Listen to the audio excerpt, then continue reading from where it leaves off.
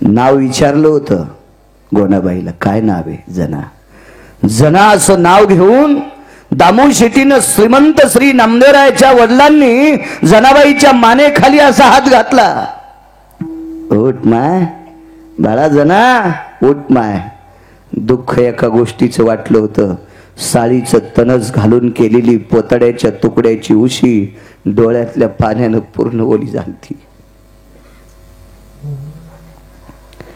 ओली होण्याचं कारण सांगू? नामदेवरायने दारात आणले. दारातून नामदेवरायच्या आईनं मधात घेतलंय. पण या घराची परिस्थिती अत्यंत बिकट आहे. गरिबीचं सावट या घरावर पडलेलं आहे.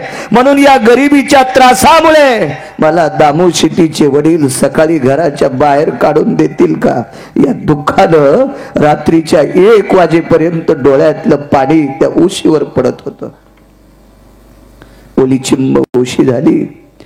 दुःखाचा स्पर्श हाताला जाणवला. त्याचा अंतःकरण गोड आहे का, त्याला तो जाणवत असतो. आणि मग दामू शेट्टीने विचारलं, जना माझ्या घरी याच्यानंतर तू डोळ्यातून पाणी काढायचं नाही. जी बाबा, तुला काळजी वाटू देऊ नको जना. जना माझ्या घरातली 13 माणसं स्वतःच्या प्राणापेक्षा पांडुरंगाला मोठं मानतात. माझ्या घरातली 13 माणसं जना स्वतःच्या प्राणापेक्षा पांडुरंगाला मोठं मानतात. जना या जगात मला पांडुरंगापेक्षा मोठं कोणीच नाही जना. आणि त्या पांडुरंगाची शपथ घेऊन तुला या मध्यरात्री सांगतोय जना. त्या पांडुरंगाची शपथ घेऊन तुला मध्यरात्री सांगतोय जना. माझ्या घरातल्या रक्ताच्या नात्यापेक्षा, माझ्या पोटच्या मुलीपेक्षा जास्त प्रेम मी तुझ्यावर करील. जरा माझ्या रक्ताच्या पोटच्या घोड्यापेक्षा जास्त प्रेम मी तुझ्यावर करीन. जना एकच विनंती करतो बाई, मी जे खाईल ते तुला खाण्यासाठी भेटेल. जनाबाईनं पायाला मिठी मारली. पांडुरंगा 4 दिवस वाटत होतं तू किती किती माझ्यावर कोपलास, पण आज लक्षात आलं नाना प्रकारचे श्रीमंत तुझ्या दर्शनाला येत होते, मला कोणी नेत नव्हतं. माझं नशीब चांगलं होतं. जगाचा बाप एवढा कृपाळू आहे की त्या कृपाळू बापाचं भजन करणारा बाप मला घडून दिलास. आणि मग दामू शेट्टीनं जनाबाईचा स्वीकार केला. कल्पना करा, ज्या व्यक्तीनं दुसऱ्याच्या घरची चाकरी करावी,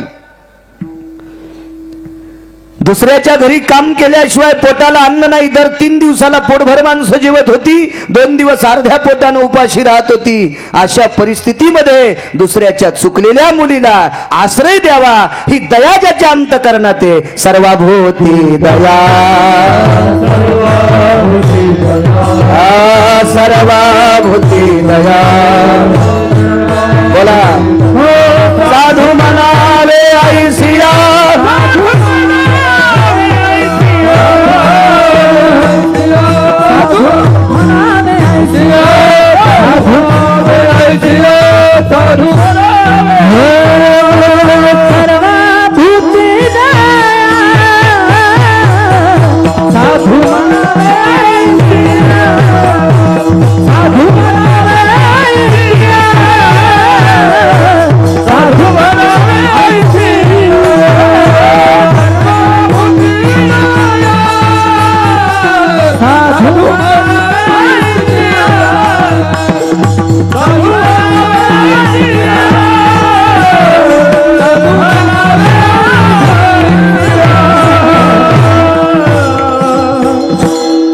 दया आपल्याकडे असू शकते नाही म्हणून आपण साधूच्या यादीत नाहीत. एके दिवशी श्रीमंत श्री जगद्गुरु तुकोबारायाचा भक्तीचा सुगंध पंढरपुरात काही वारकऱ्यांनी पोचविला. भक्तीचा सुगंधच होता तुकोबारायाच्या जीवनात गुरुजी. पण प्रत्येक जण वारकरी गेला, भगवंताचं दर्शन घेतला की पाया पडत असताना तुकोबारायांना भेटून आलोय. तर हे थोडस जगाच्या माईला खटकलं. जगाची माय म्हणजे विटेवरची मालकीन, तिला थोडस खटकलं. भगवंताला एके दिवशी सांगितलं, प्रभू काय जोतो म्हणतोय तुकोबाराय, जोतो म्हणतोय तुकोबाराय, असं काय त्या तुकोबारायकडं? तर भगवान म्हणतात, लक्ष्मी असं काय नाही ते सांग, तुकोबारायकडं काय नाही ते सांग. दया कशाला म्हणतात सांगते. आईसाहेबांना सांगितलं तुमच्या तुकोबाराला मी चुटकीत फसविते. भगवंतानं सांगितलं नकोय ग, नकोय नकोय नकोय. काही काहींना फसवणं शक्य नसतंय. भक्ती तुमच्या तुकोबारांची ख्याती किती मोठी येत. भगवान म्हणले तुझी इच्छा. माणूस किती जरी मोठा झाला तर बायकाच्या शिल्लक नादी नाही लागलं पाहिजे. कारण बायका देवाच्या असू माणसाच्या असू सारख्याच असतात, त्याच्यात काही फरक नसतो. स्वभाव असतो बायकांचा. भगवंतानं त्यांना एक मेमरी कार्ड जरा शिल्लक टाकलेलं आहे माणसापेक्षा. एक अर्धा शब्द पुढं बोलतात बायका. पुढं तुमचा विरोध करतोय अशातला नाही बरं का. स्वभावच असतो तुमचा, स्वभाव न ऐकिने. माणसापेक्षा थोडं हलक्या क्वालिटीचं मेमरी कार्ड असते पुन्हा यांना. आता राग येईल त्यांना थोडासा, पण सांगू का तुम्हाला मी का म्हणतो. मी अनुभव, कारण माझं लग्न झालेलं बरं का, मी संन्यासी नाही. मला तितकी येडपट बायको बी नाही, पण शेवटी टोचणे असतातच. शालीतून का होत नाही, टोचणे असतातच. कारण देवाची जरी पत्नी असेल, जगाची मालकीन जरी असेल, तर थोडासा अतिताईपणा असतोच ना. लक्ष्मीला नाव ठेवण्याची गिरगावकरची क्वालिटी नाही, पण सांगू का 2-3 उदाहरणं. लक्ष्मणासारख्या साधून रेष वलांडू नका म्हणल्यावर का वलांडायची होती गुरुजी. सीताई साहेब लक्ष्मीच होत्या ना. अतिताईपणा केल्या आणि नालायक महाराजाच्या सोबत गेल्या का नाही. त्याला खरा महाराज होता का. भोंदूचा उताला, भोंदूचा उताला, सुना नाही गाव, अज्ञानी लोकाची तिकडेच धाव. बुवा रंगान दिसतो बगळा, याचा पंथच लय असे वेगळा.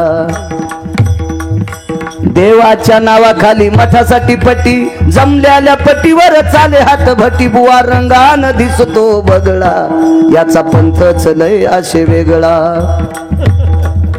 लेकराला सोबणी झाली वैदाची दोरी, लेकराला सोबणी झाली वैदाची दोरी. दारूची शिशी आणालय आहे चोरी. कोंबड्याचा जीव गेला करी जीव चीव, कोंबड्याचा जीव गेला करी जीव चीव. निर्दयी माणसाला कशी नाही की. बुवा रंगान दिसतो बगळा, बुवा रंगान दिसतो बगळा. याचा पंथच लय असे वेगळा. इतक्या नालायक बुवाला एका साधूचं गुरुजी वचन मोडल्यामुळेच बाई फसली ना. तुम्ही वाजिल्यामुळे म्हणता आलं बरं मला, नाही तर मला काही गाता येत नाही. जगाची मालकीन थोडासा बायकांकडे अतिताईपणा असतोय. जर सोपा बघायचा असेल, आता संक्रांत किती दिवसावर आली. 15 तारखेला संक्रांत. इथं बसलेल्या माणसानं 25,000ची पैठणी बायकोला घेऊन जा. आता खुश झाल्या. मेमरी कार्ड थोडं हलक्या क्वालिटीचं याच्यावर सांगतोय. इथं बसलेल्या कोण्याही माणसानं बायकोला 25,000ची पैठणी घेऊन जा. बाई शेजारणीला दाखिल्याशिवाय नेसतच नाही. आणली कोणी, नवऱ्यानं. मग नेसायला पाहिजे का नाही, शेजारीला दाखिती. कस्तुरा काकू आमच्या यांनी का नाही मधनं मुंबईतनं जाऊन 25,000ची मला पैठणी आणली. कस्तुरीचं मेमरी कार्ड उघडलेलं. कस्तुरी म्हणली बाई सुत कसं गोदड्यावानीच दिसतंय. तिचं तोंड पुन्हा वरखंडन मालकाला म्हणली, मालक लक्ष्मी सांगतोय, भगवान सांगतात लक्ष्मी तू नको तुकोबाराला फसवण्यासाठी जाऊ, याच्यावर सांगतोय तुम्हाला. तोंड वरखंडल्यासारखं झालं. मालकाने विचारलं का ग तुला पसंत नाही. बाई कसं सूत कसं आणलं, असं मऊ वाटतच नाही. त्यानं पुन्हा 5,000 टाकले. 25 आणि 5 30 होतेत का. शिक्षण माझं कमी असल्यामुळे गणित थोडंसं कच्चं आहे माझं. 30,000ची पैठणी बदलून आणली. असा नेसाव का नाही दुर्गा काकूंकडे. अहो ऐकलत का काकू, काय हो आमच्या यांनी मला 30,000ची पैठणी आणली. दुर्गा काकूचं गुलूप शाट झालेलं. गुलूप नाही कळत तुम्हाला. काहीला उशिरा कळालं. डोळाच एक गेलेला दुर्गा काकूचा, एकच गुलूप. आणि एकाच डोळ्यानं दुर्गा काकू म्हणली बाई सूत छान आहे हो, पण बुट्ट्या कशा गोचडावानीच दिसत्यात. घातलं दुर्गीनं सगळं चुलीत. मग पुन्हा घरी आली, म्हणली बाई सूत छान आहे हो, पण बुट्ट्या कशा कोचडावानी छता. त्यानं पुन्हा 5,000 टाकले आणि बदलून आणली. आता नेसावं का नाही, आता वत्सला काकूकडे. वचीनं मालकाला 3दा मारलं होतं आणि तिला हिनं साडी दाखिली. वत्सला काकू साडी कस काय. वत्सला काकू म्हणल्या बाई सूत छान आहे, बुट्ट्या छान येतात, पण मला नखी कशी सरपावानीच दिसायली. यांना आता बायको मोटरसायकलवर बसली की खाल्ली. इतक्या वेगात बायको तिथं नेली, दुकानाच्या पुढे मोटरसायकल लावली, म्हणला 1 लाखाची पैठणी तुला घे. रिक्षावाला म्हणले कोणाला बोलायले. माझ्या बायकोला. ती मागच्याच बाकात पडली. कशा असं द्यात बघा ना. नाही बॉम्ब पडायचा का तुमच्या अंगावर, असं बेजार करीत असतात मालकाला. आणि इतका जर मालकाचा पिना पाडित असतील तर सक्रातीच्या दिवशी वाण कशाला देतात. हे मेमरी कार्ड यांचं आहे बघा. स्वभाव असतो काय नाही, स्त्री स्वभाव आहे, काय विषय नाही. याच्या विरोधात बी जायचं नाही, विरोधात सुद्धा जायचं नाही. भाकरी कोणाच्या खायच्या, विरोधात जायचं नाही. आणि फारच मोठ्या आहेत असं बी म्हणायचं नाही. हे फक्त जोरी चळण गा तोरी म्हणणारे आपल्या असत्या त्या बायका. मी लग्न केलंय ना. बाई कोणाची बी असू द्या, लग्न झाल्यावर 1-2 वर्ष जे प्रेम करते का ते तितकं पुढं करीत नाही. वायर ताईट असते त्याची लगेच हसतात त्या. कोणाची बाई असू द्या, लग्न झाल्या झाल्या इतका जीव लावणार. दूध घेता, चहा घेता, काळा चहा घेता, ड्युटीहून आला थोडे पोहे करू, उपीट करू, आमकामक करू. 1-2 वर्ष आणि 2-3 वर्षाच्या नंतर त्यानं हे माझा डब्बा विसरलाय ग, घ्यावं तुम्ही भरून. अगं तू देणं भरून. पप्प्या रडतोय. म्हणजे 100% प्रेम करणारी बायको 1 पोरग झाल्यावर 50% पोरावर करतील, 50% मालकावर करतील. त्याच्या पुढची फजिती ऐकायची तुम्हाला. त्या पोराचं लग्न झाल्यावर त्याला जे पोरग होते का त्याला नातू म्हणते. 50% प्रेम नातवावर करतील, 50% प्रेम पोरावर करतील. मालकाच्या आणि कुत्र्याच्या भाकरी सोबतच. चला भगवान सांगतात लक्ष्मी तू नको फसू तुकोबारायला. ते तुकोबार आहेत, त्यांच्या भक्तीचा सुगंध आतापर्यंत ब्रह्मदेव सुद्धा मोजू शकत नाही. आणि तू कशाला काय वेड्यावानी करतेस. नाही प्रभू, फारच लोक सांगतात मी बघून घेते, दया कशाला म्हणतात. मग आईसाहेब विटेवरनं खाली उडी टाकतात. माझ्या जगाची बालकीने ती, आणि विटेवरून खाली उडी टाकून तिला काय सोंग घेता येत नाही. अशा जीर्ण जीर्ण जीर्ण जीर्ण जीर्ण जगजग अत्यंत व्याधीजन्य आणि जरावस्थेच्या वयस्कर स्त्रीचं रूप घेतलं आणि तुकोबाराच्या दारात प्रवेश केला. चांदण्याचा प्रकाश आहे, सकाळची वेळ आहे. तुकोबारा खांद्यावर धोत्र टाकून निघतात. बाईची इतके अंगावरची कपडे अशी लक्तर झालेली होती, गालाच्या झुरळ्या लोंबलेल्या होत्या, पण कपाळावरचं कुंकू मात्र तेजस्वी दिसत होतं. कारण त्या तेजस्वी मालकाच्या नावानं लावलेलं होतं. जगातलं नंबर 1चं तेज आहे का, तो जगाचा बाप आहे. आपल्याला किती दिवस तेजस्वी ठेवायचे आणि याच्यातलं तेज काढून मळ्यात नेऊन कोण्या दिवशी पेटवायचे, हे ज्याच्या हातात आहे त्याला देव म्हणतात. त्याच्या नावाचं कुंकू किती तेजस्वी दिसत असेल, ते कुंकू मात्र तेजस्वी दिसायचं. आणि मग दारात ती बाई पाहिली, चांदण्याचा प्रकाश आहे, खांद्यावर धोतर आहे आणि स्नाना करता इंद्रायणीच्या पात्राकडे जातात. तेवढ्या अवकाशात कोण बाई साहेब, कोण आपण. अमकी अमकी व्यक्ती आहे. कुठे जायचंय. काय नाही, फिरत राहते. इथे बसण्याचं कारण मला थंडी वाजते दादा.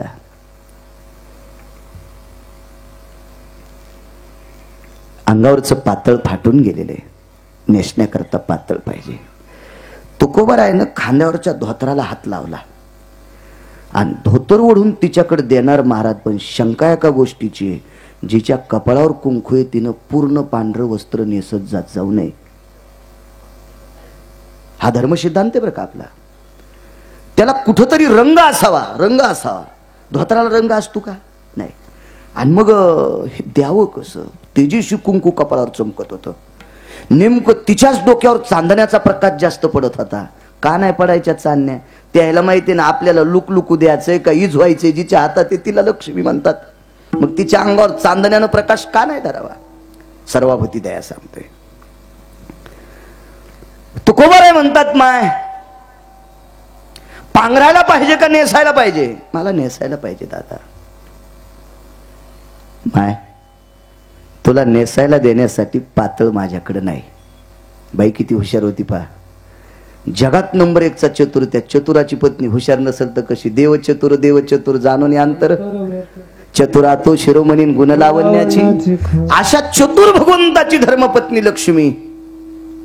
तिने सांगितलं नाही हे दादा तुझ्याकडे नाही, एखादी साडी मला देण्यासाठी नाही, एखादं पातळ नाही तुझ्याकडे. नाही दादा. बर बर. गळ्यातली तुळशीची माळ खरीच आहे का? कोण कोणाला बोलते माहितीये? लक्ष्मी तुकोबारायला. गळ्यातली तुळशीचीच माळ आहे का? होय. कालचा गोपीचंद अजून मोड्याला दिसत नाही. नाही आई साहेब. बर. इना आणि चिपळ्या घेऊन इंद्रायणीत भजन करता वाटतंय. होय. बर बर. तुमच्याकडे वस्त्र नाहीये मला देण्यासाठी? नाही माय. हे दारात वाळत घातलेलं कोणाचं आहे? बाण हाणल्यासारखं झालं तुकोबारायच्या हृदयात. दुरून एखादी गोळी लागावी हृदयामध्ये, काळजात. असं बाण हाणल्यासारखं झालं. माय ते लुगडं माझ्या बायकोचं आहे, पत्नीचं आहे. आवाज माझ्या पत्नीचं आहे ते लुगडं. ठीक आहे.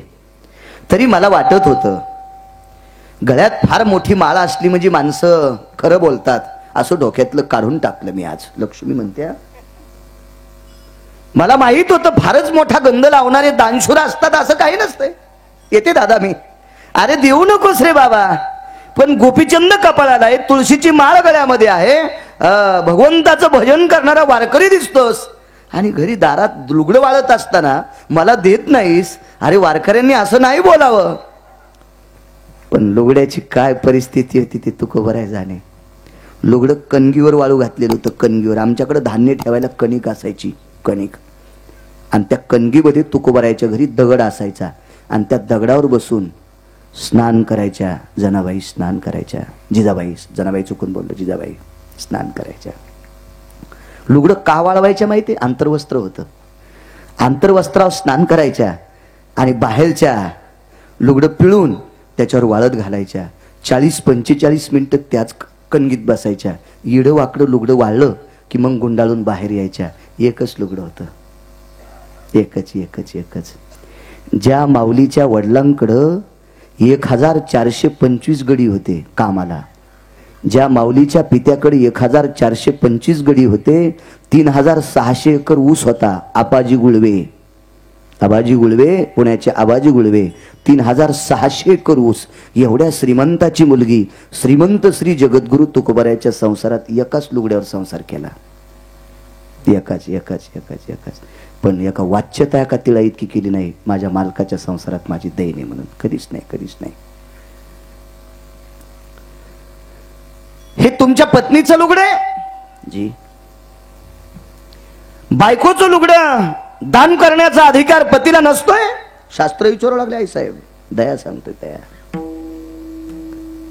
तुकोबारायने मन घट्ट केलं, 2 पावलं वापस आले, आणि त्या कणगीवर टाकलेल्या लुगड्याला स्पर्श करणार.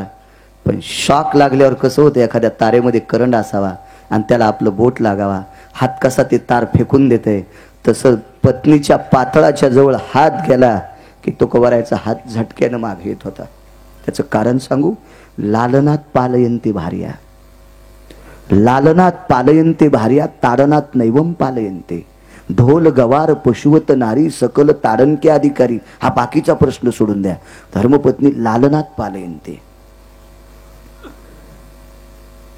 पंचतत्वाच्या साक्षीनं जिचं जीवन संगोपन आपण पूर्णस्थितीत आणावं असा संकल्प सुटलाय अग्नीच्या साक्षीनं. आणि त्या पत्नीचं एकच लुगडं आपण जर या बाईला देऊन टाकलं तर तिनं नेसायचं काय? पण सांगायची हिंमत होत नव्हती बायकोला एकच लुगडं आहे. हात जवळ जायचा आणि खाली यायचा. बाई बघत होती. बाई म्हणजे जगाची मालकीन. अरे दादा, एवढी मोठी गळ्यात तुळशीची माळ रे दादा.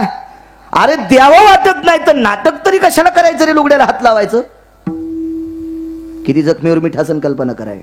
अरे द्यावं तर वाटत नाही ना, मग एवढं दान करण्याचं नाटक कशाला करायचं? त्या लुगड्यापाशी हात न्यायचा वापस आणायचा, हात न्यायचा वापस आणायचा. कशाला नाटक करायचे? काय करायचे नाटक करण्याची? तुकोबारायने पुन्हा बाईकडे पाठ केली, लुगड्याकर डोळे केले. जगन्निवासा जी कबीराची परिस्थिती केलीस ती माझी केलीस रे. घरी आलेले पाहुणे उपवासी जाऊ नये म्हणून कबीराच्या पत्नीनं 2 तासाकरता शरीर विकलं होतं. त्या दुकानदाराचं नाव होतं तुलसीदास नावाचा वाणी. स्वयंपाकाच्या सामग्रीचं गाठोडं पाहिल्याच्या नंतर कबीराला आनंद झाला. कबीर पत्नीला म्हणले, प्रिये, कोण उदार अंतकरणाचा दुकानदार आहे, त्यानं आपल्याला वारकरी जीव घालण्यासाठी सिधा दिलाय. बाईनं सांगितलं, फुकट दिला नाही. मग 2 तासाकरता त्याला शरीर विकले. 1 ते 3. कबीरानं पत्नीला लव पातळ नेसायला लावलं. रस्त्याने कपाळावर चंद्र होता. बोकड्या 6.5 लाखाला गुरुजी. त्याचाही नंबर आपल्यापेक्षा पुढे लागला असता. नाही, गंधा नाही, साधू नाही. वरून काय सजला त्याच्यापेक्षा आतून काय ते सांग. वरी तर नाटकात सुद्धा सजता येते ना, नाटकात सुद्धा सजता येते. सिनेमात एखादा महाराजाचं पार्ट घेतो, तो महाराज असतो का? नाही, अद्याप नाही. हे पार्ट तर कोणालाही घेता येतील. 15 बायका करूनही मारुती होता येते. आमची इथे एक जणाला 4 बायका, 3 मेल्या म्हणून 4थी केली. 4 बायका आणि त्याला मारुतीचं पार्ट दिलं. 113 किलो वजन होतं त्याचं. मारुतीरायचं पार्ट दिलं. त्याच्यात बायकोची लाल साडी फाडली, लंगोटी बांधली, अर्ध्या साडीची शेपटी केली, लाकडाची गदा खांद्यावर दिली. नाटकात मारुती इतका सुंदर दिसत होता की रामाकडे पण कोणी पाहत नव्हतं. इतकं मारुतीचं पार्ट रंगलं होतं. रामायणातलं ते मारुतीरायचं पार्ट अगदी ते रामायण रंगात आलं आणि मुलगा पळतच आला, बाबा मला दुसरा भाऊ झालाय. उपशिली मारुतीची शेपूट. गेला मारुती हॉस्पिटल मध्ये. नाही, हे नाटक नाही. वरून काय दिसतोस ते नाही, आतून सांग. सर्वाभूती दया साधू मनावी आयशिया. विठाला विठाला.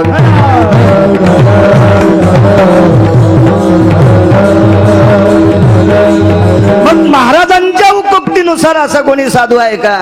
ते तुम्ही आशीर्वाद द्यावा आणि त्याच्यावर गिरगावकरांनी बोलावं. तत्पूर्वी मोठ्या चालत असलेला अखंड हरिनाम सप्ताह, ज्ञानदान, अन्नदान सोहळा श्री संत ज्ञानेश्वर माऊली सेवा मंडळ आजिवली पनवेल परिसर या सर्व सद्भक्तांच्या वतीनं चालत असलेला हा माझ्या ज्ञानोबाराय, तुकोबाराय, नामदेवराय, चोखोबाराय, नाथबाबा, सावता महाराज, सेना महाराज, अष्टादश संतांचा हा जयघोष. ही धर्म पताका धर्म आदंड भयव्याप्तीनां कृतजन्य संगा पवित्रा भासाय स्थिते नामनिष्ठा उचातिते यन्मख भयतति जातिर्गंधा मोक्षगता भव सकल सुदाना प्रतिजन भयतति संगति काला प्रियजन व्रतिजय भयतति संगा वृदिगण संगति जाया वृदिगण संगति जाय नामनिष्ठ भव कांति जनो नामनिष्ठ भव कांति जनो नामनिष्ठ भव कांति जनो. या उक्तीनुसार चालत असलेला गुरुजी, मला आवाज येत नाही तुमच्या पुढीचा. विठाला विठाला विठाला. आणि या सर्व सद्भक्तांना, वक्ता या नात्यानं, वारकरी या नात्यानं, संप्रदायाचं काम करणाऱ्या माणसांना गिरगावकरांचा सादर प्रणाम. कुठेही वाकत जाऊ नये 1, आणि काही ठिकाणी वाकल्याशिवाय राहू नये 2. संप्रदायाचं काम करणाऱ्या माणसांच्या पुढे वाकलं पाहिजे. हे आपल्या संस्कृतीचं ब्रीद आहे. पंढरीच्या लोका नाही अभिमान पाया पडे जन एकमेका. संप्रदायाचं काम करणाऱ्या माणसांपुढे वाकलं पाहिजे. म्हणून या सर्व कमिटीला धन्यवाद. अध्यक्ष आदरणीय सन्मान्य हरिभक्तीपरायण ज्ञानेश्वर नामदेव भागीत आजिवली तथा उपाध्यक्ष श्री वसंत पांडुरंगराव काठावले भातन आणि बाकी सर्व काही बरीच अशी नावं खाली आहेत. पण आता सर्वांची नावं वाचली अशी गृहीत धरा. सगळ्यांचीच नावं वाचायची तर आपल्या 11 याच्यातच वाचतील. विठाला विठाला.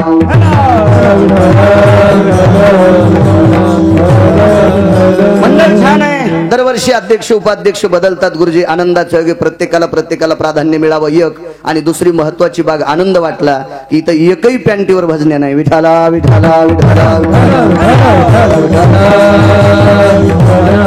हल्ली गोष्ट आहे अशा अंमलात आणायला पाहिजे परंपरा. काय झालं माहितीये का, हल्ली पांचट लोकांना परंपरा मोडल्या. विठाला विठाला माझ्या ज्ञानोबाराय तुकोबाराचा जयघोष करत असताना कन्या आंबाड्या घुगऱ्या पायी जाऊन 4-4, 5-5 किलोमीटरवर पायी कीर्तन केले बुजुर्ग लोकांनी. त्यांना वेळेला भाकरी भेटल्या नसतील, कण्या आंबाड्या खाल्ल्या असतील, घुगऱ्या खाल्ल्या असतील, जे काही मिळालं शिळपाथं खाल्लं असेल, पण त्यांनी वारकरी संप्रदायाचे नियम टिकवले. कार परवा टपराच्या गाडीत बसणाऱ्या पांचटाईनं मोडले. विठाला विठाला नियम पाळला पाहिजे. नियम असला पाहिजे. बाई मालकाला किती मानती, बाई कुंकू किती लावती, त्यापेक्षा मालकाला किती मानिती, हा महत्वाचा भाग आहे बरं का. तिनं कुंकू बारीकसं लावलं तरी चालेल, तिनं कुंकू बारीकसं लावलं तरी चालेल, पण आपल्या पतीला तिनं पांडुरंगच म्हणावा. ती बाई ज्या भागात आहे त्या भागात जास्त पाऊस पडतो. आणि मालकाला न मानता कीर्तनकाराच्या जास्त पुढे बसती. ती ज्या गावात आहे त्या गावात पाऊस पडत नाही. विठाला विठाला तसं आपण संप्रदायाचं काम करत असताना संप्रदाय किती गोड पद्धतीने जोपासतो हा महत्वाचा भाग आहे. म्हणून या सर्व तुमच्या कमिटीला पुनश्च धन्यवाद देतोय. या श्री संत ज्ञानेश्वर माऊली सेवा मंडळ आजिवली पनवेल परिसर या सप्ताहामध्ये मला येण्याचा योग आदरणीय सन्माननीय हरिभक्तीपरायण आमचे शांतीब्रह्म ज्ञानेश्वरीचे फार मोठे गाढे उपासक आणि मृदंग क्षेत्रातलं अत्यंत गोड गोड गोड तेजस्वी भव कंचना हिरिया मृदुम भव जातायाम तृणाम वेरांकुरं सकल स्थिते तद्वज्ञायान परिपूर्णेन असा तेजस्वी गोड गोड गोड गोड संप्रदायातलं मृदंग क्षेत्रातलं टोकाचं रत्न आदरणीय कोष्टी गुरुजींनी मला या ठिकाणी येण्यास भाग पाडलं. आणि गुरुजींमुळं मला तुमच्यासारखी सुज्ञ माणसं आज गोडशी बघायला भेटतात. हे गिरगावकरांचं भाग्य. 2464 गाव आजचं महाराष्ट्रातलं आजिवली नावाचं 2464 गाव आजचं महाराष्ट्रातलं माझं पूर्ण होतंय. विठाला विठाला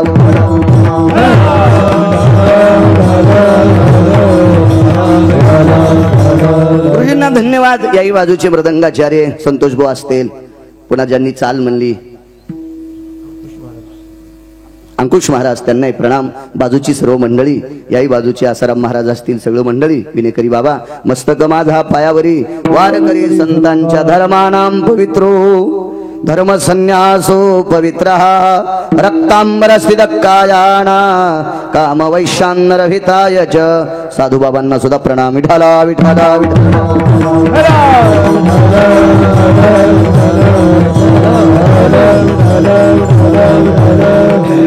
आणि गुरुजी इथे मला सुखरूप ज्यांनी कसल्याही प्रकारचं रेल्वेत म्हणजे त्या लोकल गाडीला लटकायचं काम नाही पडलं, त्याच्यात धोतर सुटते माणसाचं. आणि मी पॅन्ट घालीत नाही. मी 97ला 3ऱ्या महिन्यात पॅन्ट फेकून दिली पांढरी. त्याच्यानंतर पुन्हा पॅन्टीकडे गेलोच नाही. आमच्या बायकोला बऱ्याच वेळेस राग आला. ती म्हणली घरी आल्यावर नेसत जा पॅन्ट. पण मी तिला पॅन्ट म्हणल्यावर मी कोयत आणलं ऊसाचं एक. तिला कापायला नाही आणलं, तिला एक मला एक आणलं. म्हणलं आपण ऊस तोडायला जाऊ. ती म्हणली बाई ऊस तोडायला कसं काय? म्हणलं मग पॅन्ट घातल्यावर आपल्याला कीर्तनाला बोलणार नाही. विठाला विठाला फार गर्दी असते त्या लोकल मध्ये. मला त्याचा सुद्धा आज योग येऊ दिला नाही, कसल्याच प्रकारचा त्रास होऊ दिला नाही. जे परमार्थ प्रेमी आमचे गायकवाड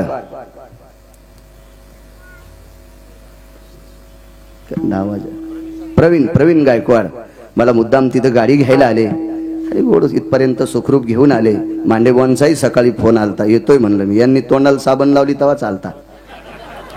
येतोय म्हणलं. मी टाळत नाही. माझा 10 वर्षातला गुरुजी नियम आहे. तारीख द्यायला 2 वेळेस 2-3 फोन. तुम्ही 10-15 फोन केली क्षमा असावी. रिकामी नसती काय करावं. माझ्या परिसरात नदीला पाणी आहे त्याच्यामुळे मला वीर खांदायचा नाद नाही. मुंबईला कशाला येऊ, पण तुम्ही आग्रह केलाय म्हणून आलोय. विठाला विठाला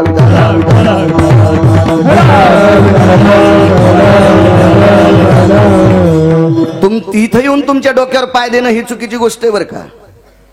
पण परमार्थाच्या बाबतीत मराठवाड्याचा नादच नाही करायचा कोणी. विठाला विठाला विठाला पण इथंही तुमचा सप्ताह पाहिल्याच्या नंतर इंद्राच्या अमरपुरीला लाजवीला असं वैभव वाटतंय. सुंदर जाव. पोरापोरीचे लग्न लोक किती करतील. पोरापोरीच्या लग्नामध्ये किती माणसं खर्च करतील, नाना प्रकारचं हे करतील. पण माझ्या ज्ञानोबराय तुकोबरायच्या उत्सवामध्ये तुम्ही इतक्या आत्मीयतेने सुंदरशी आतिषबाजी डेकोरेशन सगळं करता. म्हणून पुनश्च तुमच्या या कार्याला गिरगावकराचा प्रणाम. विठाला विठाला पुन्हा एक सांगतो. आमच्या भागामध्ये मुंबईला मायापुरी म्हणतात. या मुंबईला झोपच नाही.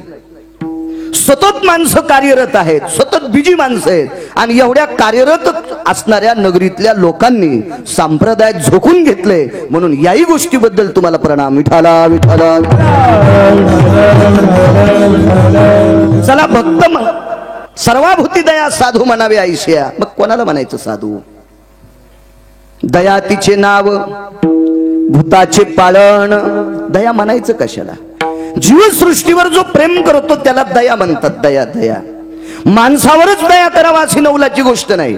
सार्वजनिक ठिकाण आहे, शाळा असेल, मंदिर असेल, ग्राउंड असेल, त्याच्यामध्ये एखादा जर सुंदरसं झाड असेल, त्याची विस्तीर्ण छाया पडली असेल, एखादा नालायक जर त्याला तोडीत असेल तर त्याला विनंती करावं, बाबा रे नकोच तोडू रे, थकल्या भागलेला विश्रांती घेण्यासाठी या झाडाखाली बसेल रे. ज्याला घाम आलाय तो या झाडाखाली स्वतःचा घाम पुसत इथपर्यंत बसेल रे. म्हणून हे झाड सोडू नको, त्याच्यावर सुद्धा दया. सर्व शब्द असा वापरला, सर्वाभूती दया. याच्यात गुरुजी जात नाही, याच्यात पंथ नाही, याच्यात वर्ण नाही, याच्यात गरीब श्रीमंत नाही, याच्यात भिकारी नाही, कोणीच नाही. सर्व हा शब्द असा आला, संख्याम नैव विस्तीरा पराक्तासे बहिर्व्याप्तीर जायते कृतुम नैवाम धर्मदंडे शिक्रिया. दया करत असताना जातीचा संबंध नाही. जगाच्या पाठीवर असा एक संप्रदाय, वारकरी संप्रदाय, त्या संप्रदायामध्ये फक्त क्रियेला किंमत आहे, जातीला नाही. विठाला विठाला विठाला.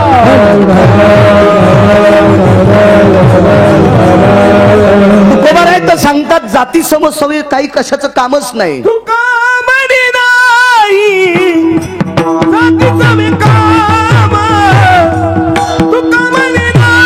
आवाज द्या, आवाज.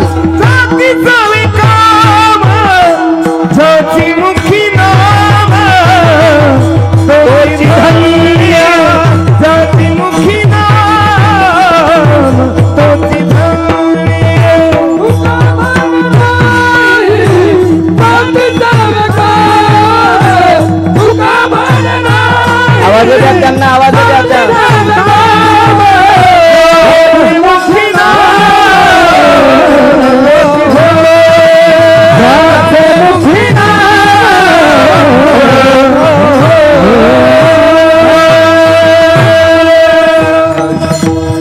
सुकामने नाही जाती सवे काम, ज्याचे मुखी नाम तोची धन्य.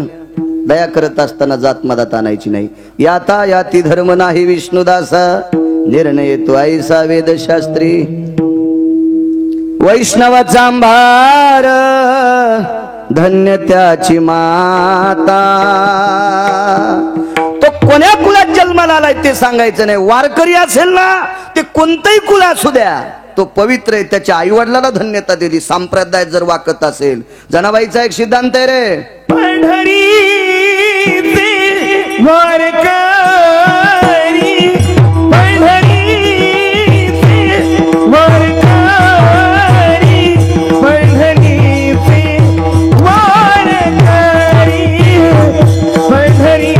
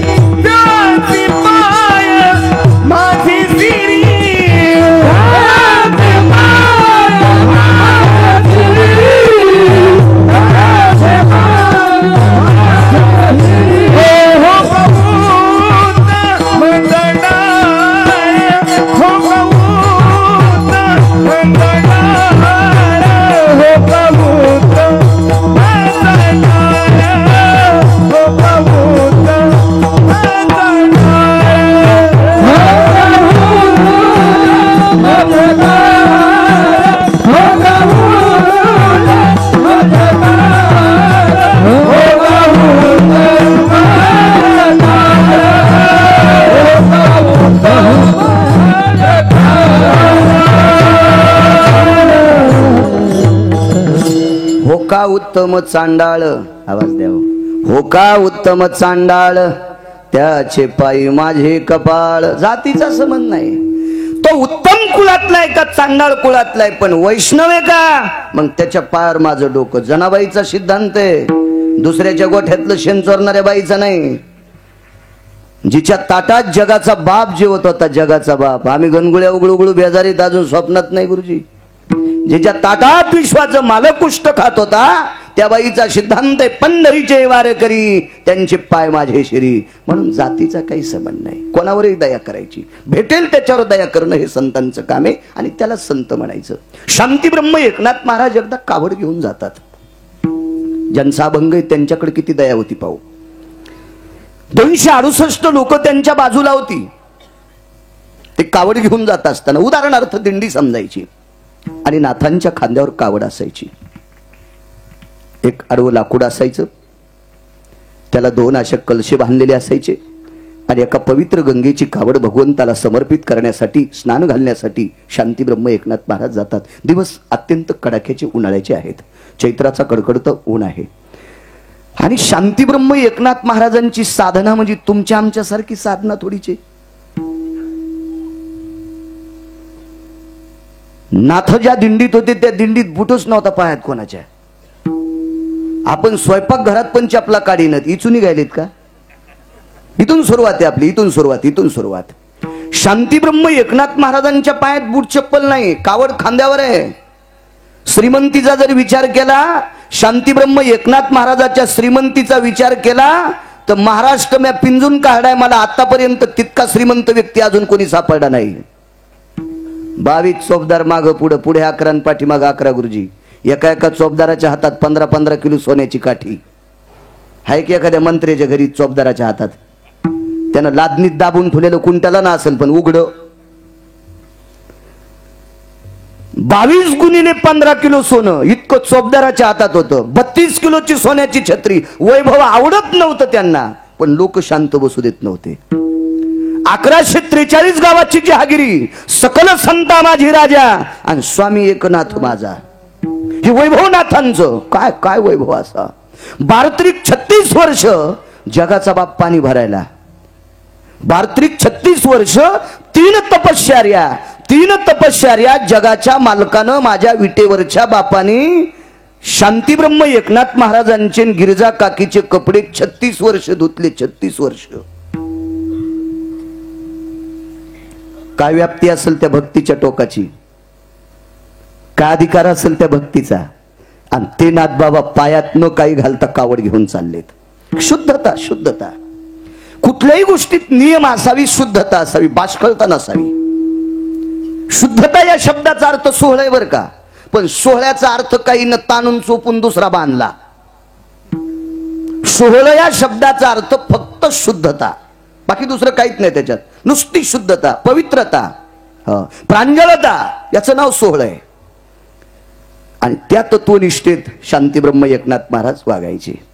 268 लोक बाजूला होते. आचार्य, पंडित, शास्त्री, मोठमोठाले आचार्य शांती ब्रह्म एकनाथ महाराजाच्या माग पळत होते. माग, कारण काशीत दिलेली शास्त्री पदवी खरी एका खोटी ती पैठणला तपासल्या जायची. किती महाराष्ट्र मोठा होता कल्पना करा ना. काशीत दिलेली आचार्य पदवी, काशीत दिलेली पंडित पदवी, काशीत दिलेली शास्त्री पदवी, हा कितपत शास्त्रीय याचा हरिपाठ दिवस होतोय. एकनाथ महाराज फुल्ली मारायचे, बापू तू अजून त्या दशेला आला नाही माय, असा येडेवानी करू नको, पत्रिकावर नाव टाकायचं काम करू नकोस तू. हे नाथांनी तिथं तपासायची, त्याला मार्गाला लावायचे, हे चुकीचं आहे बापू तुझं. मग एवढे शांती ब्रह्म विद्वान असे कुंटालानं आचार्य आणि शास्त्री त्यांच्या पाठीमागं पळायचे. पण शांती ब्रह्म एकनाथ महाराजांच्या पायात चप्पल नाही, तिथं दुसऱ्यांना काय घालता येते. कावड उन्हात आहे, प्रत्येकाच्या भोपळ्यात पाणी आहे. पूर्वीच्या काळात ह्या बिस्लऱ्या नसल्यामुळे भोपळे होते. जिथं विहीर भेटल त्या विहिरीचं पाणी घ्यायचं. आता मला विहिरीचं प्या तुम्हाला म्हणायचं नाही, कारण दूषित आहे. आता वाहतं पाणी प्या असं मी तुम्हाला म्हणणार नाही, कारण दूषित आहे. काला आहे तस्मै नमः, त्याच्या विरोधात नाही बोलणार मी. पण ते पाणी असायचं स्वतंत्र, आणि अशीच चालायची. रामकृष्ण नामाच्या घोषात ती कावड चालायची. कावड चालता चालता चालता दुपारची वेळ 1-1.5 तासाची शिल्लक आहे. शांती ब्रह्म एकनाथ महाराजाच्या पुढे 14 लोक वेदाचे मंत्र म्हणत चालायचे. गाईचं गोमूत्र नारळाच्या शेंडीनं असं रस्त्यानं शिंपडायचं. उदगैरभयं पंथो जनभयं निधिपते भवानां कृतजन कालति सकल भयाना व्याप्त सुधायति खंडति काला मुग्ध जन हितेश ब्रह्मायतो जयंती निपंथस्थानां प्रियां मृदो भवजायन्ते. गोड अशा वेदाच्या रुच्या म्हणत म्हणत म्हणत म्हणत म्हणत म्हणत सिंचन करायचे. नाथबाबा चालायचे. रस्त्याने चालता चालता दोन माणसांच्या फटीत मी एक पशु पाहिला. दया कशाला म्हणतात सांगतोय. त्याचे पाय वरती झालेले होते. त्याच्या तोंडातून जीभ बाहेर आलती. जीभ जीभ जीभ. नाथ थांबले तिथे. बाकीच्यांनी विचारलं, मालक दुपारचा ठेपा 1 तासाच्या अंतरावर आहे, विश्रांती, आपण चलाव, पाय भासतात सगळ्यांचे. नाथांनी सांगितलं, चालायला काय हरकत नाही रे, पण ते पाण्या वाचून मरतय रे, त्याला पाणी पाहिजे. 268 लोकांनी नाथांना ओझरता विरोध केला. ओझरता, सरळ विरोध करायची ताकद काय होती नाथांना? ते नाथ बाबा होते. ओझरता विरोध केला. गुरुदेव, अत्यंत आपण सोहळ्यात आणलेलं पाणी आहे, आपण फार निष्ठेनं आणलेलं पाणी आहे. हे भगवंताच्या स्नानाकरता, देवाला अभिषेक करता आणले पाणी. ही कावडे भगवंता करता आणलेली, आणि आपण त्या पशुकडे जायचं कसं? नाथांनी सांगितलं, चलत जायचं. पण पाणी कोणाकडे नाही ना गुरुदेव, पाणी नाही आपल्याकडे. प्रत्येकाने भोपळी पालथी केली आणि खरंच पाणी नव्हतं. ऊन इतकं तापलेलं होतं की 10-15 मिनिटाला एक एक व्यक्ती एक एक घूट पाणी पित होता. पिलेलं पाणी घामा वाटत, स्वेदा वाटत, बाहेर घामा वाटत निघून जात होतं. प्रत्येक जण बेचैन होता, जीवा बाहेर पडत होत्या, लहालहा करत होती माणसं. खालून जमीन तापलेली, वरून सूर्याचा प्रकाश तापलेला आहे, पोटात पाण्याचा थेंब नाही, सगळं घामा वाटत निघून गेले, बेचैन आहेत माणसं. महाराजांनी सांगितलं, अरे तुमच्याकडे कोणाकडेच पाणी नाही, पण माझ्याकडे आहे ना. कुठे बाबा पाणी? हे काय कावड आहे ना बाबा. ही कावड आपण देवा करत आणली. ऊन वारा थंडी कसल्याही प्रकारचा विचार न करता, नाना प्रयत्न करून आपण भगवंता करता कावड आणली, आणि ती कावड या जनावराच्या तोंडात टाकायची. नाथांचे डोळे पाण्यानं डबडबले नसून अंतःकरण दबदबलं. हृदयाला ओलावा फुटला आणि सर्वांना सांगितलं, बाबा रे, आपल्याजवळ पाणी असताना पाण्या वाचून जर हा पशु मरत असेल, आपल्याजवळ पाणी असताना हा पशु पाण्या वाचून जर मरत असेल, तर कोट्यावधी कावडी देवाला अर्पण केल्या तरी कवडीचं पुण्य नाही. आणि आपण श्रद्धेनं आणलेलं देवाला पाणी हे जर या जनावराच्या तोंडात टाकलं आणि त्या जनावराचा जर प्राण वाचला तर अब्जावधी कावडी देवाला अर्पण केल्याचं पुण्य आपल्याला प्राप्त होईल. हा तत्व सिद्धांतिक साधू लोकांचा सिद्धांत आहे. 268 लोकांचं मनोगत बाजूला लोटलं आणि नाथांनी त्या गाढवाच्या मुखारविंदात मोठ्या श्रद्धेने आणलेली कावड टाकली. तो गाढवही कोण असेल ध्यानात घ्या. तो गाढवही कोण होता हे ध्यानात ठेवा. आणि तोंडात पाणी टाकल्याबरोबर त्यानं उठून उभं राहावं. इथे एकच बघायचंय, पशुकडे बघितल्याच्या नंतर ज्यांचं अंतकरण द्रवतय, जनावराकडे बघितल्याच्या नंतर ज्यांच्या अंतकरणात दया निर्माण होती, तर माणसाकडे बघितल्याच्या नंतर यांच्याकडे किती दया असेल. हे दयेचं टोक ज्या साधूकडे, त्याला म्हणतात सर्वभूती दया. सर्वभूती दया.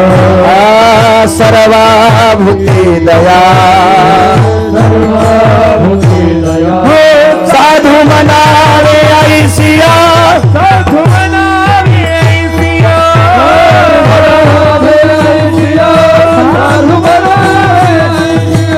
साधू म्हणावे ऐसिया, साधू म्हणावे ऐसिया. सर्वभूती दया, हे सर्वभूती दया.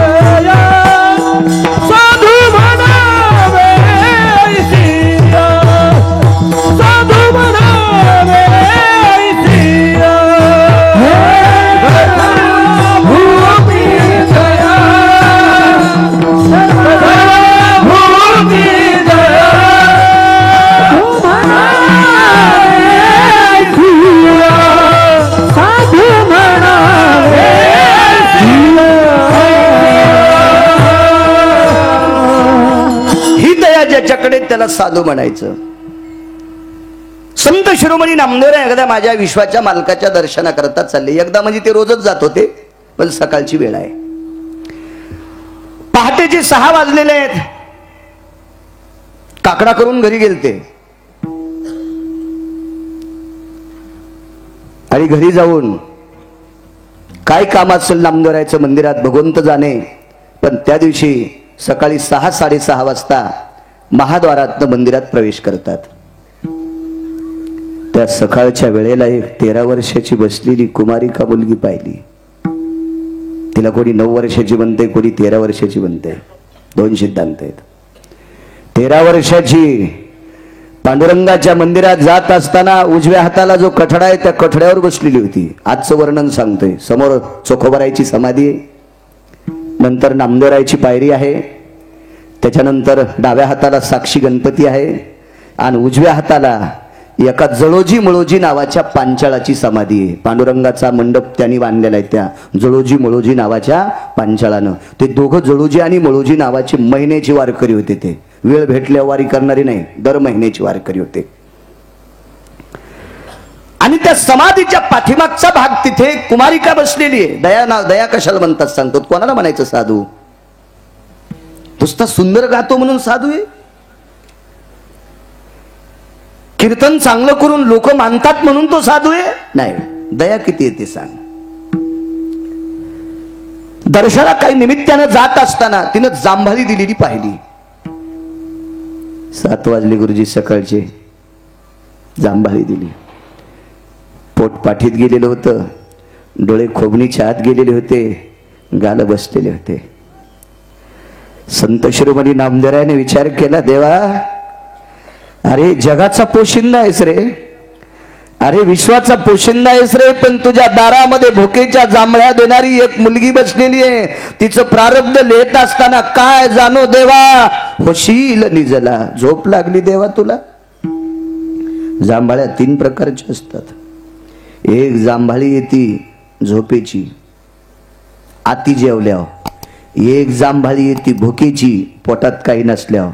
आणि एक जांभळी गुरुजी अशी येते तुम्हाला आल्यावर मला, किंवा मला आल्यावर तुम्हाला. जांभळी हा संसर्गजन्य रोग आहे, म्हणून तर जांभळ्या देणार ड्रायव्हरच्या बाजूला नसते प्रवीण, त्याला माग टाकीत असते माग. पण सकाळी जांभळी देते ती आरती भूक लागलेली आहे. दोन्ही गुडघ्यावर डोकं ठेवलेले, चारित्र्य संपन्न माऊली आहे. कुलवान कुमारिका आहे, कुलवान कुलवान. डोळे बंद होते. नामदेवरायच्या तोंडातून वाक्य पडलं, माय कोण आपण? माय हा शब्द नामदेवरायच्या मुखारविंदातला त्या मुलीच्या कानावर पडल्याबरोबर डोळ्यातून पाणीची याला जागा नाही. पाणीच थेंब येत नव्हते, धार येत होती, धार धार. जी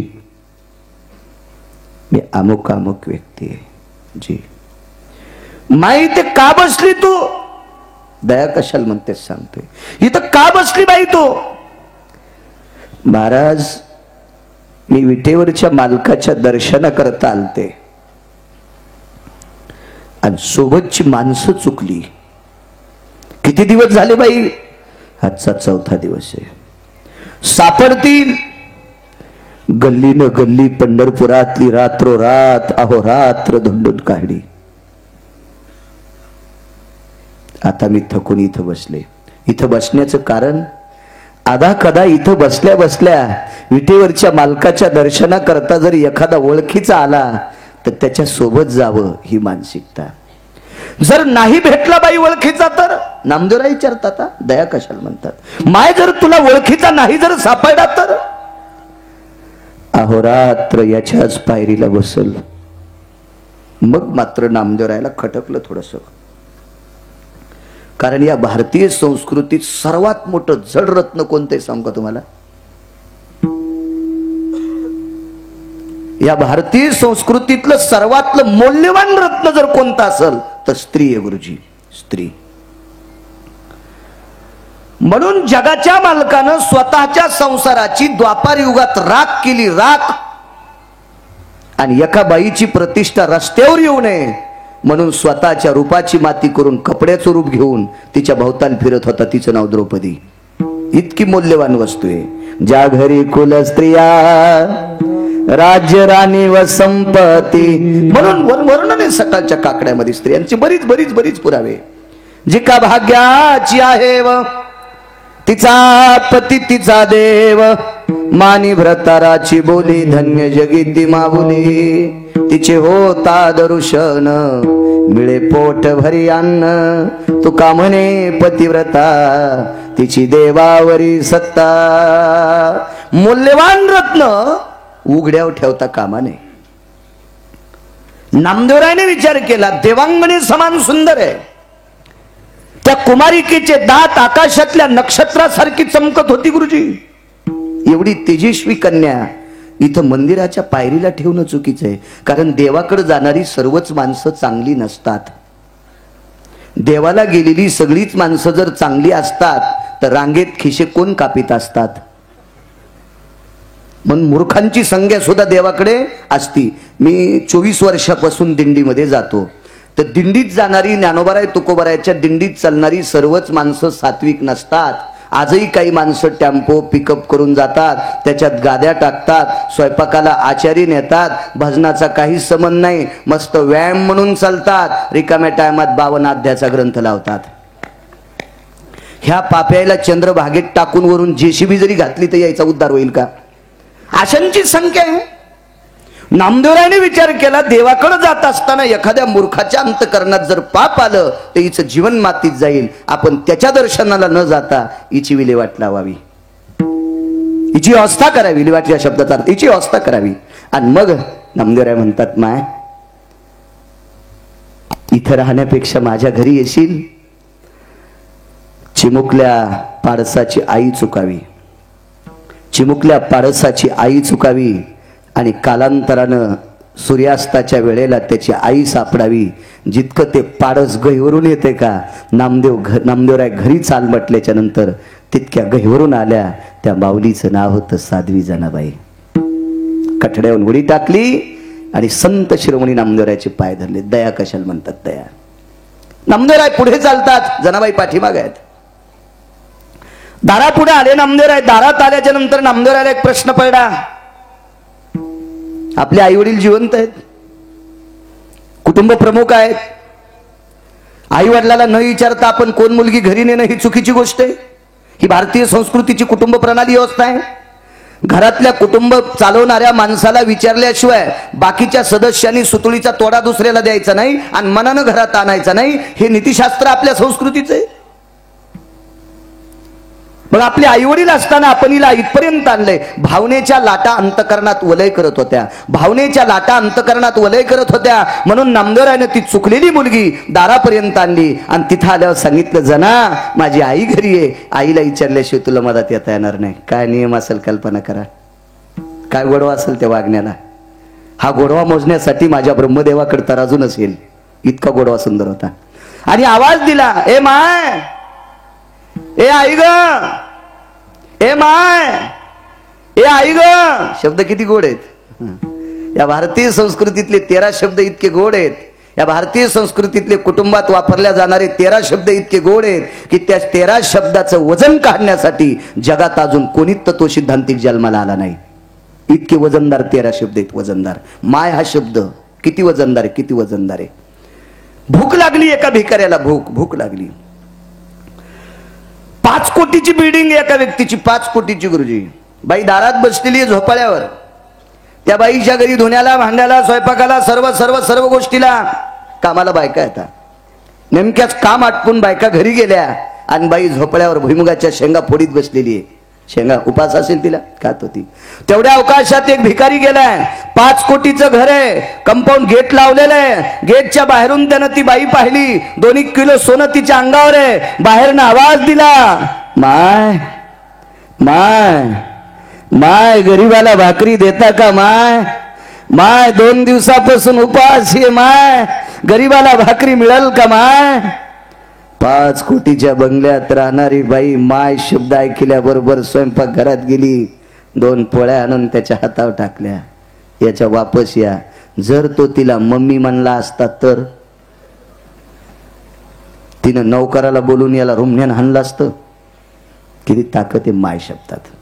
हे आई ग, जिरनामा कायरनामा. भांडे घासत होत्या, हात धुतली, अंगाला हात पुसली. कायरनामा माय. पांडुरंगाच्या मंदिरात गेल्या 4 दिवसापासून एक कुमारिका एकटीच आहे. पोटात अन्नाचा कण नाही ग माय. एकटी चुकलेली आहे. कुठे आहे ती? दारात उभी आहे. दारात का उभी केलीस? आई तुला विचारल्याशिवाय मध्ये कशी घ्यायची? गोणाबाई स्वयंपाकघरात गेल्या आणि स्वयंपाकघरात जाऊन भाकरीच्या टोपल्यामध्ये तुकडा पाहत होत्या भाकरीचा. कशा करता सांगू तुम्हाला? मुलगी सासरून माहेरी आली, मुलगी सासरून जर माहेरी आली तर आई तिच्या डोक्यावर एक भाकरीचा तुकडा वळत असते आणि तो तुकडा आपल्या घरावर फेकत असते. हा आपला धर्म सिद्धांत आहे. स्वयंपाकघरात गेल्या आणि गोणाबाई रडू लागल्या. नामदेवानं सांगितलं, माय तुला बोज वाटतो का त्या मुलीचा? दया सांगायला, दया कशाला म्हणतात? गोणाबाईने सांगितलं, नामा बोज नाही रे, पण तिला मुलगी म्हणून मदत घ्यायचे, तुझी बहीण म्हणून मदत घ्यायचे. तिच्या डोक्यावरून फिरवायला आपल्याकडे भाकरीचा तुकडा नाही. असू दे माय, घे. बाहेर गेल्या, वात्सल्याचा मायेचा हात तोंडावून फिरिला, हृदयाशी धरल्या. जनाबाई चाल जना, चाल चाल. आणि मध्ये आणले. आतमध्ये आल्याच्या नंतर दामू शेट्टी बिदरच्या बादशाचं मंगळवेड्याचं भांडार सांभाळत होते. ते 11:30च्या नंतर घरी यायची ड्युटी संपल्यावर. तोपर्यंत बाकीच्यांची जेवणं आटोपली. गोणाबाई जेवत नव्हत्या. आता जनाबाईला झोपायला झोपडं कोणतं द्यायचं म्हणून देवघर देण्यात आलं. बाईला अंथराय पांघरायला काय द्यायचे म्हणून श्रीमंताची कन्या राजाई नामदेवरायची धर्मपत्नी स्वतःच पांघरायची वाकळी एक देऊन टाकली. मालक मालक, आपल्या घरात 13 सदस्य आहेत. पांडुरंगाच्या कृपेने अजून जरी एखादा सदस्य असता तर आपण त्याला बाहेर झोपवलं असतं का? आपण त्याला उघडं झोपवलं असतं का? मग माझी वाकळ देऊन टाका. काय प्रेम असेल हो, किती प्रेम, किती प्रेम. देऊन टाकली ती वाकळ. साळीचं तणस घातलेली उशी, एका पोतड्याचे 3 तुकडे. तुमच्याकडे भात असतो ना, भात काढ्याच्या नंतर ज्या खालच्या काड्या असतात त्याला आमच्याकडे तणस बनतात. ते तणस एका पोतड्याच्या उशीत पोतड्यात घालायचं आणि एका पोतड्याचे 3 तुकडे. ते प्रत्येकाला उशाला घ्यायला. 1 तणसाची उशी देऊन टाकली. 1 पोतडं अंथरायला दिलं आणि गोदड गोणाबाईनं आमच्या राजाईनं स्वतःच देऊन टाकलं. जेवण आटोपली आणि मग जनाबाई त्या झोपड्यात जाऊन आपलं अंथरून पांगून अंग टाकलेलं आहे. तेवढ्या अवकाशात दामू शेट्टी आले. चंद्रभागेच्या पात्रात हातपाय धुतले, दुरून कळसाला नमस्कार केला आणि घरी आल्याच्या नंतर तुळशी वृंदावनाला प्रणाम केला. गोणाबाईनं जेवायला वाढलं. खापराच्या परळामध्ये कण्या वाढलेल्या होत्या. कण्या वाढत असताना जनाबाईचे डोळे पाण्यानं डबडबलेले होते. साजूकशी दिव्याची वात तेवत होती. रात्रीचे 11:15 वाजलेले होते. दिव्याची साजूकशी वात तेवत होती. संध्याकाळचे 11:15 वाजलेले होते आणि त्या दिव्याच्या साजूकशा प्रकाशामध्ये आपल्या पत्नीच्या डोळ्याच्या कडावल्या झालेल्या दामू शेट्टींनी पाहिल्या. गोना गोना, जी जी, तुझ्या आणि माझ्या दोघाच्या मधातला अंतरपट बाजूला पडला. त्या दिवसपासून तू माझी धर्मपत्नी, मी तुझा पती आहे.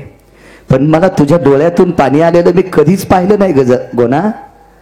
आज रडते कशा करता? धनी, धनी शब्द किती गोड आहे. धनी धनी, ब्राह्मणाच्या साक्षीनं, सोयऱ्याधायऱ्याच्या साक्षीनं, पंचतत्वाच्या साक्षीने तुमच्या आणि माझ्या अंगावर अक्षदा पडल्या. मी तुमची धर्मपत्नी म्हणून तुमच्या घरात आले, आपल्या घरात आले. त्या दिवसपासून तुमच्या शब्दाच्या पलीकडे एका तिळा इतकी सुद्धा बाजूला गेली नाही. पण आज मला माफ करा मालक. या सर्व गोष्टी जनाबाई पडड्या पडड्या ऐकत होत्या. दामू शेट्टीने विचारलं, गोना तुला माफ कशा करता करायचंय? मालक, नामदेवानं एक चुकलेली मुलगी आपल्या दारात आणली. मी पत्नी या नात्यानं माझं इति कर्तव्य मालकाला विचारल्याशिवाय काही करू नये, पण तुम्हाला न विचारता तिला मी मधात घेतले, मालक मला या गुन्ह्यातून माफ करा, मला या अपराधातून माफ करा, पत्नी या नात्याने मी तुम्हाला न विचारता हे काम केलंय, मला क्षमा असावी मालक. काय वागणं असेल होते संसारातलं. दामू शेट्टीचं जेवण आटपलं, पत्नीला सांगितलं, गोना शांत हो, चांगलं केलंय, देवानं आपल्याला एक सदस्य पाठवून दिलाय. हळू आवाजात, कुठं आहे ती मुलगी? देवघराच्या झोपड्यात आहे. मग दामू शेट्टीनं देवघराच्या झोपड्यात प्रवेश केला. प्रारब्ध इतकं गहन होतं महाराज. दामू शेट्टीनं झोपड्यात पाय टाकणं आणि दिव्यातलं तेल संपणं एकच झालं, दुसरं टाकायला तेलच नव्हतं. ज्या नामदेवरायांनी वारकरी संप्रदायाचा प्रचार गुरुजी पंजाब पर्यंत केला, त्या नामदेवरायाच्या घरी दिव्यात तेल टाकायला सुद्धा देऊन तेल नाही. नामदेवरायाला धोत्र सुद्धा व्यवस्थित नव्हतं रे.